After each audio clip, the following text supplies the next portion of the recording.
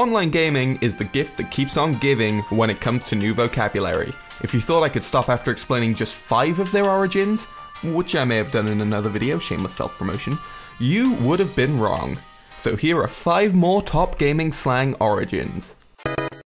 If you've watched part 1 and you've been pulling off enough ganks, people might have started to consider you a bit of a creature originating in Scandinavian folklore described as antisocial, quarrelsome, and slow-witted. They can often be seen making life difficult for travellers, like this guy. This always reminds me of the 3 Billy Goats gruff. I assume kids are still taught about this fairy tale. Basically, 3 goats try to cross a bridge that a troll lives under. He hassles each of them and the biggest one hits him into a stream, and they live happily ever after. But this may not be the only origin of the word. Trolling is also a fishing technique of dangling a baited hook from a moving boat. Trolls these days are all about baiting people in with their comments or behaviour, so this seems like just as accurate an origin as the fairy tale character for the term, meaning this may just be one of the best thought out gaming slang terms in use today. Here's a single bloon. If you don't want to be thought of as a troll and you want to clean your act up a little bit, maybe it's time to stop ganking and start grinding some levels. Grinding is the act of gaining a ton of levels and doing the same thing over and over again. Outside of gaming though, this refers to the process of breaking something down into a powder or rubble. Ever heard the expression back to the grind, or the daily grind? Same deal. It's a long, boring task, much like killing your way through mobs in an MMO or playing any game put out by Ubisoft in recent years. But I will take it back for a sponsorship deal.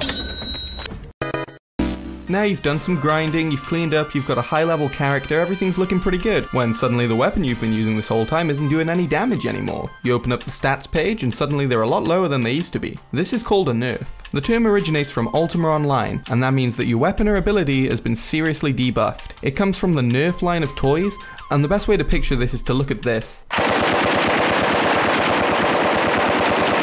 Now imagine going from using that in a game to using this. Yeah, not really as effective, is it? Okay, so maybe they've nerfed you so much it feels like you're fighting with a foam bazooka. But that also means something else has probably been buffed. Now, buff means to make stronger. So I always thought, hey, Macho Man's pretty buff, it must stem from here. But it turns out the buff more likely originates from the term polish. Polishing something is a way to make it look better and more attractive. Just don't go away from here spraying polish on yourself. I can tell you firsthand it doesn't work. With all this knowledge in mind, you should be able to start winning some games. But if you continue to lose, people might start calling you a scrub. Similar to noob, it refers to an unskilled player who thinks they're a lot better than they are. They ignore advice, keep making the same mistakes over and over and over and over, and they blame lag for everything, and everything's imbalanced. And basically it's someone who blames anything but themselves. Here's how you tell the difference. A noob is a new player that's bad. A scrub is a long-term player that's bad, but they come with a big box of excuses. This term was used a lot in the 90s to describe bad basketball players, and also by R&B group TLC to describe broke and ambitious guys. Whichever the origin, I have to agree with them that no, I don't want no scrub. A scrub is a guy who can't get no love from me.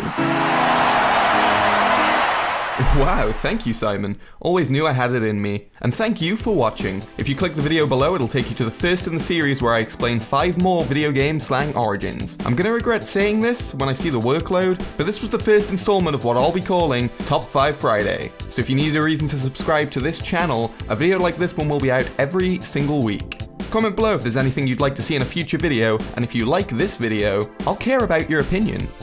I'll pretend to at least. I mean, that's how you bring in likes these days, right?